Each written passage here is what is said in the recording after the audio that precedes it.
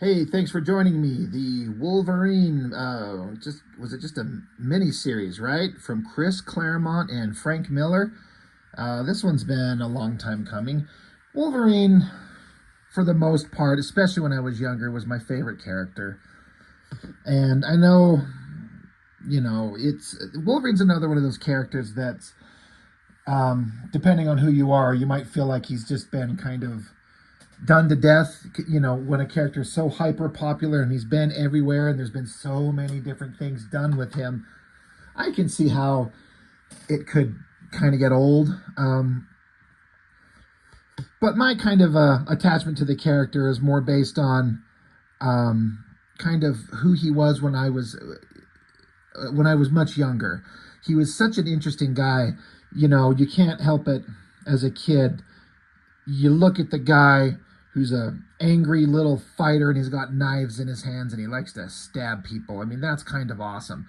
But what I liked about him was that just the kind of the human side to him that kept getting revealed through the comics, kind of the noble kind of sentiment of this monster trying to be just a regular man, and how he would much prefer to probably live a quiet, happy life. And but the circumstances of being a mutant and a product of Weapon X always is thrusting him into these violent situations for which he's obviously very perfectly adapted and suited to deal with, being a perfect murdering machine. Excuse me. But the idea that he's always struggling against that monstrous kind of animalistic side of himself, and how he can just be just a regular guy. He's not trying to be this noble hero like Captain America, which is not a negative thing to say against Captain America, for example. He is who he is, and he's perfectly suited for that role. But Wolverine just wants to be a guy, and he just feels like a normal dude. He's not Thor, a god from another world. Just that kind of element about the character is what always kind of attracted me to him. And I had heard of this miniseries for a long time, and I had kind of always gotten the basic gist of the story just through absorbing kind of comics, pop culture, and other books. But it wasn't until I actually got my hands on this thing and kind of got to actually, see the story as it was presented, that you kind of understand where a lot of the kind of defining characteristic traits, on a deeper level, where they kind of come from. And it's pretty neat. That's a hell of an interesting image on the back cover, just a close-up of his face in the black and white from art from Frank Miller. Interesting kind of cover for this trade collection. This is I don't know how much longer later that when this artwork was created for this collection, where it's just Frank Miller, where his art style had evolved quite a bit. This stuff, I kind of prefer this style here over the artwork that's inside this.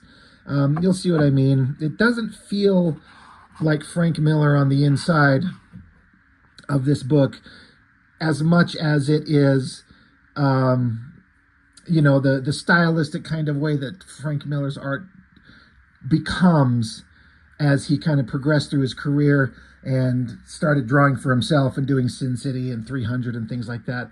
The stuff in this book certainly is good, but it's not the version of him that I like the most. It's more when he drew with kind of a house style, I guess I would say. It feels like more like what you would expect to see in a Marvel comic. I feel like a lot of that might have to do with the inker. So you got obviously Chris Claremont writing, Frank Miller on pencils, and then Joseph Rubinstein finisher. And I feel like the finisher here adds a lot to the specific kind of look of this book. And while it certainly looks good, it's not my favorite version of Frank Miller's art. In this era, and the way that Frank Miller would pencil, my favorite version of him is when he was on Daredevil and Klaus Janson was inking him. I feel like that looked better than this. Again, that's no disrespect meant to this inker, and it's even listed as finisher, which implies that he had a bigger hand in the final artwork than kind of standard penciler inker. It kind of implies that there were places where Frank Miller maybe did not quite as finished pencils, and therefore a finisher, when it's implied that way, has a bigger hand in the final black and white artwork. I don't know. It's really interesting. There are places where it definitely feels Frank Miller, and then other places where the artwork just kind of feels like a good but not the best version of what it could be, in my opinion. Like I said, I like Frank Miller finished by Klaus Janson. There's a quick kind of opening text here from Claremont in '87 about how him and Frank Miller were been at a comic convention, and they were driving, and they started talking about the comic industry and blah, blah, blah. And Wolverine came up, and they started talking about how they basically wanted to dig into the character and what made him who he is, and to get into some kind of deeper characterization for this guy who was just kind of this angry brawler all the time. So I like that. And so they kind of worked out story ideas, and then what a pairing, Claremont and Frank Miller. It's pretty awesome. So it starts out, if you're familiar with this book and you've seen this, then you know what we're looking at here. But if you've never seen the artwork in this, and you hear Frank Miller and you look at this, I have to imagine you're like, that's not any version of Frank Miller that I recognize. And I agree, it's kind of not. Again, it's not bad. Is this supposed to be his thumb here and 4 fingers? That's kind of a weird way to... How do you have your hand up on something and then your thumb not be angled in like that? You see what I'm saying here? Because at first I thought those were his fingers, but then there's another one over there. Maybe it's a coloring goof up. Anyway, sorry. Don't mean to distract. I like the artwork. Looking at the inking, I feel like the inker has a really neat kind of line control. I'm guessing it looks like it's all brush. So it looks good, but not my favorite version of what Frank Miller could do in this era, but I know I said that. It's also interesting to see the microscopic connections to the Wolverine movie, the second solo movie with Hugh Jackman. I was actually kind of surprised when I popped this open and saw one or two things that connected to that. It's a shame that they couldn't adapt this story way more faithfully, but the comic lore is so different and based on so many other things than the movies. You can't really do a straight adaptation, but I really don't feel like they didn't really get into the character and the heart and soul of Wolverine in the movie the way that the book did, and that's kind of unfortunate. Wolverine's up, climbing through the mountains, tracking a bear. And we saw this in the movie, a version of it. Wolverine runs into a bear, and it's kind of angry and psychotic, and I guess there've been some people that have been murdered. So Wolverine has to fight it. There's a really interesting kind of visual thing that Frank Miller does here that I kind of like, and I was kind of surprised seeing it. He does an interesting panel layout thing where he leaves some blank spots, like this here, and the part at the top of the panel there. I don't know why. What's the point? It visually looks fine, but I don't understand what the point is. I don't get why. But it doesn't take away from anything, so who cares, I guess. But some interesting kind of storytelling elements. These panels and how they kind of join together. These 3 separate panels with Wolverine's hand up and the claws out, and then the arc of the motion connecting from this first panel to the second panel, and then that arc continuing down into the third panel, cutting off the bear's arm. That's a really interesting way of kind of connecting the 3 panels in the one motion. He could have honestly done this in one panel. But this is visually interesting. It's also an interesting thing to leave this big blank spot over here. It helps you to give you a space to put text where you don't have to cover up the art. It's just a weird thing. He does it again down here. I don't mind it, but it's weird. But yeah, Wolverine takes out the bear, and as is the same in the movie, you find out that the bear had kind of gone on a rampage and killed a bunch of people, but the bear has like an arrow in its back that's poisoned and kind of drove the bear to go crazy and go on a killing rampage. So Wolverine goes down to a bar, finds the guy who does it, and wants to talk to him. So the guy busts the glass on Wolverine's face, and it just kind of ends with he says, the bear lasted longer, but I let the man live. So I thought that was interesting. That's maybe the closest and most direct kind of connection of the comic to the movie. And it's almost it, outside of the fact that Wolverine himself goes to Japan and meets Mariko. In all the artwork in this book, this is a very interesting image. I guess I'm going to have to say that it's referenced from a real photo, I guess. If some of you know anything about the artwork here, I like that it's in black and white. I love the kind of, I don't know if it's duo shade board or just zipatone, some kind of zip sheets that they put down there, which method it is to give it these gray tones. It's got a very realistic look to it. So I'm guessing he referenced off something. It's kind of interesting because I don't know how to put this. It's the drawing is not flattering to the woman. Now, without seeing the reference that it comes from, if this is a picture of a real human being, maybe the picture is better. It's not that kind of standard comic book female face, which I actually appreciate that, Frank Miller's doing something different, trying to not do that standard, flawless, beautiful face. But when you have a single image like this, and then the rest of the book is drawn kind of without the use of reference, I don't know.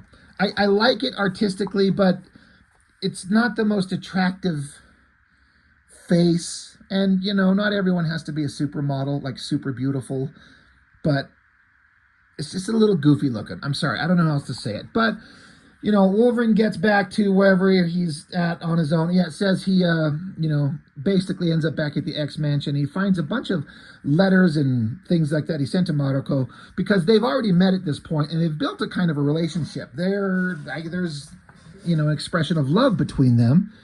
But all his letters have been returned. He tried calling, he got hung up on. So this is how it gets Wolverine on the case. He's off to go to Japan. So he shows up. He finds out that she is married because her father basically pressured her into it and forced her to get married. Wolverine is pissed. He's like, she loves me.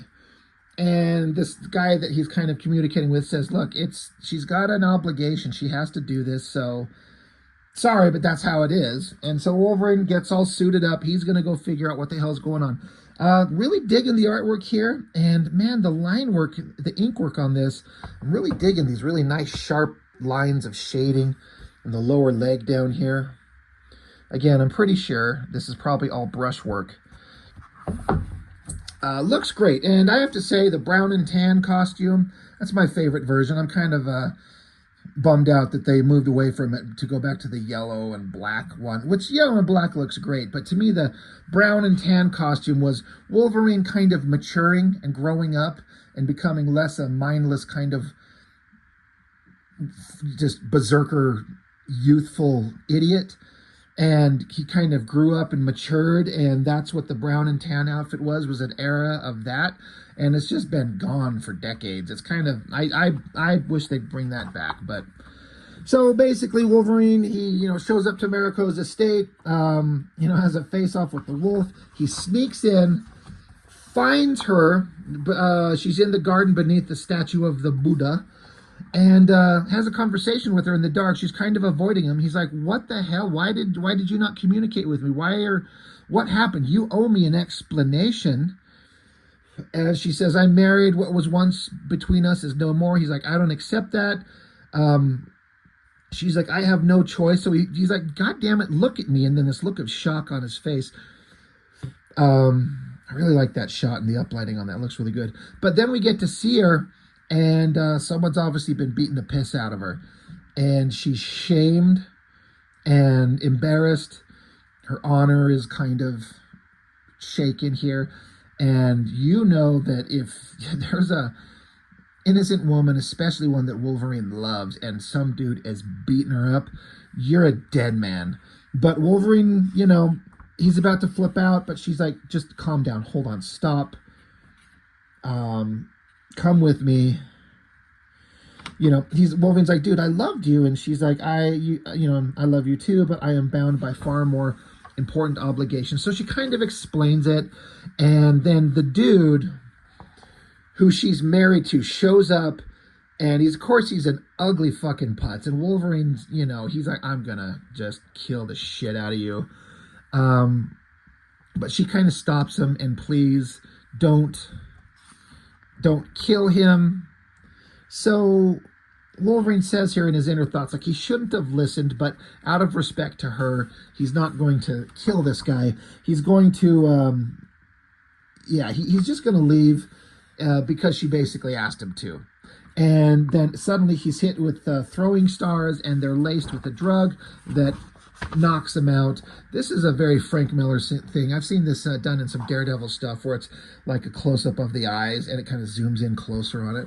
But basically Wolverine wakes up here, and then there's Mariko's father, and he's kind of the guy who's overlord of everything. He's in charge of everything, and Wolverine's like, you know what, I'm gonna fight for this girl. So of course, the father's like, all right, yeah, you want to fight? All right, you think you're good enough? Let's go. So they toss him a wooden practice sword, and Wolverine's like, why not a real metal sword? And the father, Shingen is his name, he's like, you're not worthy to hold a real metal sword. So, and then this is an interesting part where Wolverine's like mutant, right? Fast, enhanced reflexes, stronger than a normal person, healing factor. He's a badass, but I like the concept that they display here, that against a person, just a regular human of superior skill, that doesn't mean that Wolverine's going to win all the time. And even with these wooden swords and the martial arts skills that Shingen has, Wolverine's losing. And Wolverine finds out that he's, targeting nerve clusters. And he's not going to win this fight like this. So he just, he's had enough. He tosses away the wooden sword, pops out his claws, and Shingen just loves it. He's like, I knew it. You couldn't maintain an honorable fight. I throw you a non-lethal wooden sword, and you can't beat me with that, so you're going to pop out your knives. So Shingen just keeps beating the shit out of him, targeting the nerve clusters, and puts Wolverine down, unconscious, jumps in the air and a foot to the face. So Wolverine lost to just a regular human guy. And again, the idea is that he's got kind of, greater skills, and poor Mariko has to watch it happen. So that's pretty interesting. I love the kind of layouts, the occasionally silent fighting. We don't need to have a lot of words all over the place all the time. But Wolverine loses. And then he wakes up later outside, dropped off in an alleyway. This is a really interesting bit of artwork with this lighting effect. However they do this in the old school comics. I have to say that this book, this collection, it's reproduced pretty good. There's a lot of things about it that look pretty good, but I feel like it would look so much better if it was the old original stuff on that old newsprint. I bet you all these colors just look better with that old kind of printing method. And oftentimes these reprints I do not like. This one's pretty damn good. It works pretty well, but I just kind of wish it was on that old newsprint stuff in the original books. If I could ever find them, it'd be neat to see how they look. But yeah, Wolverine, he's down. A bunch of like faceless thugs come along and are gonna probably try to kill him, but they end up down and out. This is a good shot. That's a great shot of the face, and then kind of the zipatone kind of gray on there. That's really neat. But yeah, this is the last page, I guess, of issue 1. There's this woman that picks him up. She's like, oh, you've seen better days. You're mine, Wolverine, now and forever. Who could this be? We know who it is. It's, I can't remember her fucking name. Yukio. Right.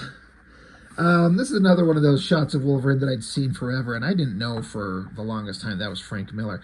It's good, but it's not my favorite shot. But yeah, Wolverine, wake up, get up, dude.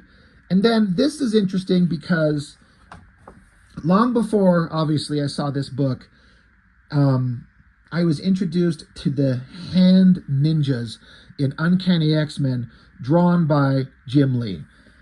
Specifically, my first kind of memory of them that I know of is that issue with Captain America and the Black Widow set in World War II. And that's the first time I saw Jim Lee draw the hand ninjas here. And then to see them here, I'm just kind of surprised. I don't know why. I always associate this particular design with Jim Lee because that's my first kind of exposure to it. But I don't know if this design existed before Frank Miller. So if you know, I would like to know. But it's funny to see it because I'm like, they look just like the Jim Lee design. So you can see where Jim Lee got that from. So I'm like, oh, I get these guys. I like the loose, billowy kind of clothing and then the little strappy things around their like arms and legs. It's an interesting kind of ninja design that works. I like it. It looks really cool. That's a pretty awesome double page spread. This feels Frank Miller-ish. Wolverine fighting him, just blowing him out the window here, and they're just everywhere with all kinds of different weapons, bow and arrows. Look, you can actually put a character with a bow and arrow and put a string on it. We all know that artist who will not put a string on a bow and arrow ever. So they're off getting away. I love how there's a million arrows firing at him. Frank Miller likes to do that. He really leaned into that with in 300. So big ninja fights. It's always fun to watch Wolverine cutting up bad guys. That's kind of a cool shot. It's weird. I like it, but it's also kind of weird. Interesting kind of coloring effects and glints on his claws there. It's another pretty cool shot of Wolverine just jumping up there. You can kind of see where it seems like to me, in my opinion, where there's several influences that kind of pushed those Image guys to do really cool visual stuff on the pages. You know, no disrespect to Frank Miller's work here, but I feel like if Uncanny X-Men era Jim Lee were drawing this might be one of the greatest books to me artistically ever. Like, maybe if, you know, Frank Miller laid it out and Jim Lee kind of copied it and added his own little flair. That's just kind of a random opinion. You know, I've seen a lot better shots of Wolverine jumping through the air drawn by Jim Lee, but this is still pretty badass, and so you can kind of see how Frank Miller influenced a lot of guys, which he should, and he could. So the fight continues, fight. This shot of Wolverine, I saw that, and I'm like, where have I seen that before? And I think this was digitized and put in that old Nintendo Wolverine game, which a lot of people shit on as being like a terrible game, but it's certainly not great, but it's not terrible. It's relatively easy-ish to get through. It's kind of fun. I kind of love it.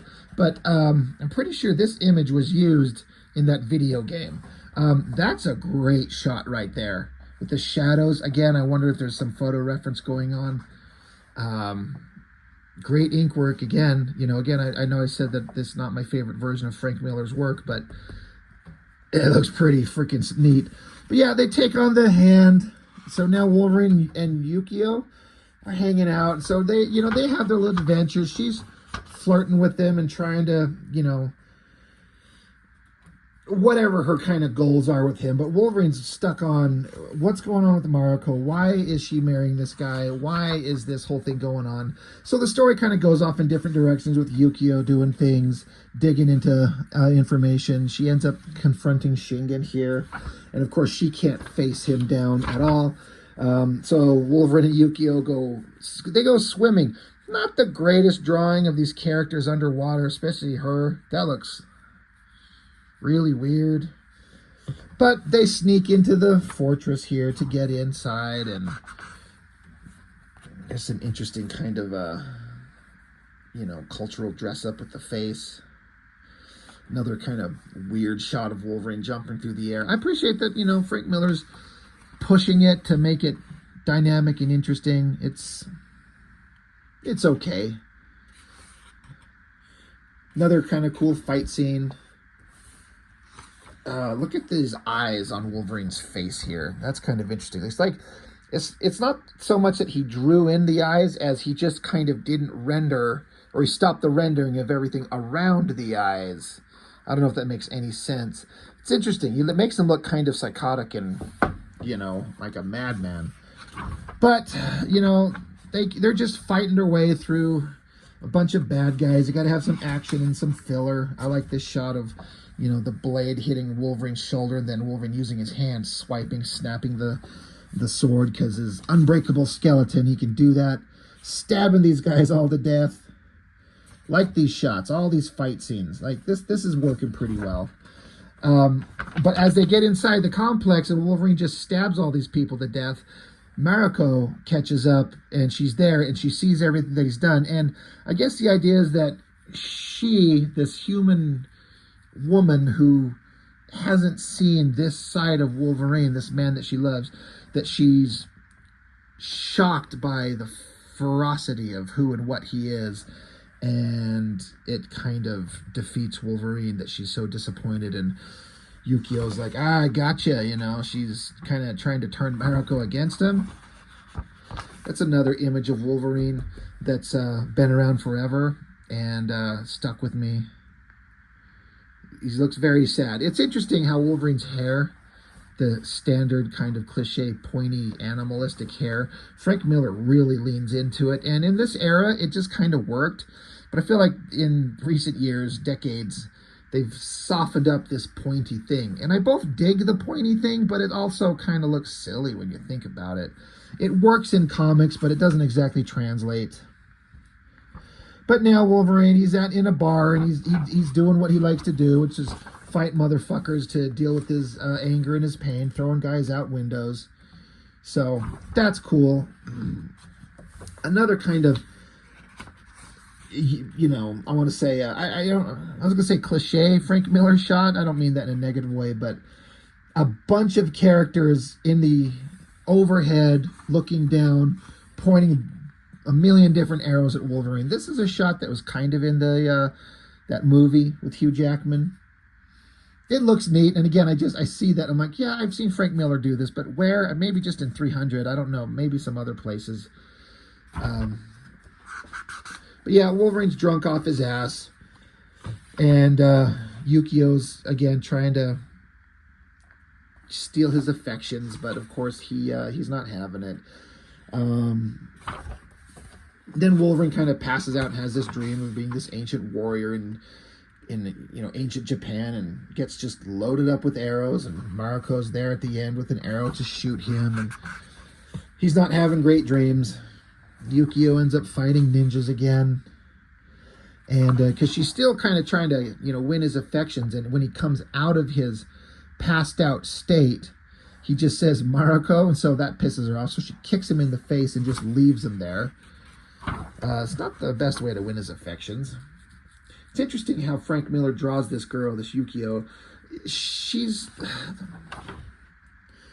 I don't know, sometimes she's not exactly attractive, but he over-enhances the line work on her cheekbones, which is kind of a bad idea. It kind of makes her face look emaciated and kind of weird. But it's just an artistic choice. That's fine. But as the story goes on, Wolverine's he's digging into everything that's going on. He's trying to search his feelings, his emotions, why things are the way they are. There's some crazy color shit going on in this page. I've talked about this. I think it shows up on the camera here. I'm trying to see. You see this black silhouette, but you see the two different, like the black tones inside the figure here, how there's different shapes of black on both of these figures. I think I was talking about this on a Lobo series a while ago, and some of you were talking about the printing methods that they were using at the time to make these books. It creates this weird pattern. It's supposed to be just a straight black silhouette, but it did not reproduce that way. And it's not that way everywhere. Like this shot of her over here, it's just flat black. But there's certainly a printing thing. But also these color shapes in the background, that's really interesting kind of choice. It's neat. But yeah, Wolverine's pissed off at Yukio, so they're going to have some words. But then the hand shows up again, so we got to have more pages of them fighting again. I don't mind it. Frank Miller likes to compose long, elaborate fight scenes. I'm guessing. I mean, I can't imagine that Chris Claremont, sets out to create these multi-page long fight scenes. I wonder how that worked out between artist and writer, where Frank's like, I want several pages to show fight scenes. So Chris is like, all right, take the next 3 pages and show them fighting ninjas. But we're approaching the end of this book, and Wolverine's just kind of, again, as he's exploring basically exploring his spirituality, and, you know, he has kind of a moment of revelation here. This is an interesting shot of Wolverine. I've seen this shot of his face for a long time, and the drawing is great, the inking is spectacular, it's a great angle, the emotion's there, but it doesn't look like Wolverine exactly to me. It's missing something, and I don't know what it is. But this is also like a younger version of Wolverine a little bit. I don't know. It's the big old sideburn things and the weird coloring on them. It's a good drawing, but it doesn't quite look like Wolverine to me. But he has this kind of philosophical realization here. He's like, the key isn't winning or losing, it's making the attempt. I may never be what I ought to be, what I want to be, but how will I know unless I try? Sure, it's scary, but what's the alternative? Stagnation, a safer, more terrible form of death, not of the body, but of the spirit. So I like that he's just, you know, I'm not an animal, I'm a man because I choose to be. And, you know, the revelation he comes to is something I feel like we've all heard before. It's the whole, it's not the destination, but the journey that matters. It's making the attempt that gives our lives meaning. So I like that. So I guess this is the final issue as an opening splash page. I like that. It's a weird pose, but I also dig it. It works.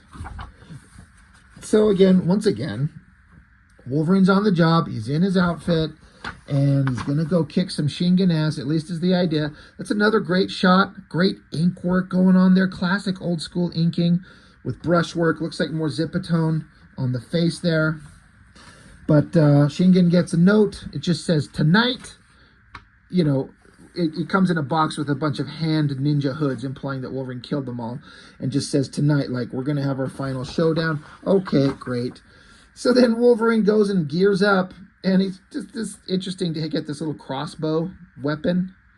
It's an interesting choice. But, and Mariko, she's kind of praying to her ancestors about what she should do and what her role in this whole thing should be. But just blah, blah, blah. We're just trying to get to the final confrontation. There's a bunch of story. Yukio's there. Shingen's there. Mariko's there. And, of course, Shingen's a piece of shit. So he's the one who's making everything terrible for everybody. I like these shots of all the hand ninja dead. I feel like I've seen versions of this in the Jim Lee Uncanny X-Men run with was it 3-issue series of where Psylocke was introduced. Similar things to that. So again, you can see where Jim Lee was pulling from Frank Miller. And who wouldn't? Why wouldn't you? This is what the ninja hand are like, and it works. They're also kind of pointless, like easy cannon fodder. Ninjas are. They're like always awesome, and then you feel fine if they're like mindlessly slaughtered, but they're also still always awesome somehow. And then there's a resolution to the guy who been beating up Mariko, you know, her husband through arranged marriage. He's got a gun to her head, takes a shot at Wolverine, but then he gets some knives stabbed into her back from Yukio. So I guess that ends him. So now Wolverine just has to show up and take on Shingen. And this time Shingen gets this blade, this very special sword that's like the most honorable thing in the entire family line. And Wolverine just crouched there, and he's just, you know, earlier in their first fight where they used wooden swords, Shingen said that Wolverine wasn't honorable and worthy enough to use a real sword weapon, like a metal weapon. And so Wolverine's like, am I worthy now? So off the fight goes. So they cut at each other. They nail each other, but Wolverine gets tagged a little bit worse. And of course, Shingen he's just incredibly skilled with the weapon. And but Wolverine's focused a little bit better this time. He kind of knows what he's doing. I love these spread pages of these long panels of the fight. And, Wolverine's doing good, but Shingen's a badass. But I like how Wolverine just quite simply, he gets stabbed, but Wolverine just grabs onto the blade to hold him in place and puts his fist right up to Shingen's face with his claws retracted. And then just with the sound effect, the snicked, Wolverine just puts his claws right into his head. And it's pretty violent for like a Marvel comic of this era. You don't see it, but you understand what happened. And this is some shit that none of the other X-Men would do this stuff. And when I say X-Men, I mean the X-Men of the Claremont era in the 80s. Cyclops wouldn't and couldn't do this. Nightcrawler, Colossus, any of those guys, they wouldn't do this. This is what I liked about Wolverine. He's going to end this, and this guy's a piece of shit. I mean, I don't want to say he deserved to die, because that's, he did. So Mariko comes along and sees her father dead, and Wolverine's just like, what now? If Mariko were to follow traditions and honor, it kind of demands that she is now the blood enemy of the man who killed her father. Wolverine understands. He doesn't do anything. He just kind of waits and lets her decide. But she basically says, you fought with honor. You fought for the protection and safety of me, my clan, my family, our existence, and my father. He brought shame to us. This sword belongs to you. And he's like, I'm unworthy. Wolverine says, and she's like, no, you fought for the good of others. You fought for right and for the truth. Shingen fought for greed and ultimately for survival. You earned this. And basically saying, you've earned your place in my family. You've earned my heart. You've earned the right to be with me. And it ends up basically happy. Like, all the shitheads are gone. Mariko's the highest ranking member of the family now. And they can be together. It actually ends on kind of a happy note. And I love this, how it goes back to the X-Mansion. And then again, you got the classic Claremont era X-Men. You got Colossus, Kitty, Cyclops. All those glasses should be red, whatever. Nightcrawler and Storm. And they get a wedding invitation. His Imperial Majesty Hirohito, Emperor of Japan, requests the pleasure of your company at the wedding of Lady Mariko of Clan Nishida to Logan. And then Wolverine writes on it, he says, hey, elf, don't forget the beer. And so it's like, it ends on this like really sweet notion of Wolverine finding happiness like he deserves. And I love that the book ends this way. Now, of course, if you know comics and drama, you know that shit ain't gonna last. And it's kind of a bummer. I do have, let me grab it right here. It's buried under a bunch of shit, but I can squeeze it out without dropping it. I know I can. Oh, God. Maybe not. Oh, God. God, what the fuck? Okay. Very soon, I want to get back into the old issues of X-Men, but I've got this collection of X-Men from the Ashes, and this is one of my favorite collections. This was my exposure to a lot of major story points, and I want to get into this. But I guess as Wolverine was off doing this thing, the book that we just looked at, we get into a follow-up in the book where the X-Men come to Japan to for the wedding. Wolverine's there, he's happy, Mariko's there, and Rogue has been introduced to the team. This is the first time, not the first time we've seen her, but she's brand new to the X-Men team, so that's kind of a whole new thing. We continue on with some of the story with Yukio. The story just continues in X-Men, and it's awesome. And Wolverine's kind of explaining what happened and what happened with Shingen. And Colossus is like, well, can the Shingen person be stopped? And Wolverine's like, I already did. And so Kitty's like, well, great, you stopped him. We could question him in prison, right? And Colossus and Nightcrawler understand, but poor youthful Kitty don't understand. They're like, I don't think we can. When Wolverine says he took care of it, it means the guy's fucking dead, but the poor kid doesn't get it. And Wolverine has to sit here and the Kitty's realizing that Wolverine is a lot different than she might think. But since we're here, I'm going to go through these books anyway, relatively soon. I want to get into these. I love these stories so much. But they do end up having the wedding, and for some reason, right at the wedding, right on the altar, Mariko comes along and says, we're not going to have a wedding. And Wolverine's like, what? Why? And she says, you are not worthy. And so she walks off. Wolverine's got a tear in his eye, and we see the hint of Mastermind from the the Dark Phoenix Saga, the Hellfire Club. So he's there fucking up their world. And it's like, oh, God, son of a... You just want Wolverine to have happiness, and he doesn't get it. And so the story does kind of continue on, of course. Like these X-Men stories are never going to end permanently. They just go on and on and on forever. I'm trying to get to the back with, I think they got a cover gallery.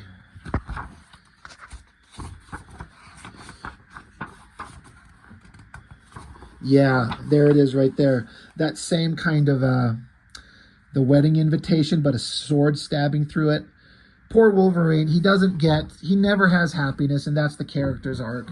But anyway, for a moment, Wolverine's had exposure and possibilities of happiness with Silver Fox, the true love of his life, and then Mariko, but it just doesn't work out because that's drama. That's how it always works. So anyway, that's all.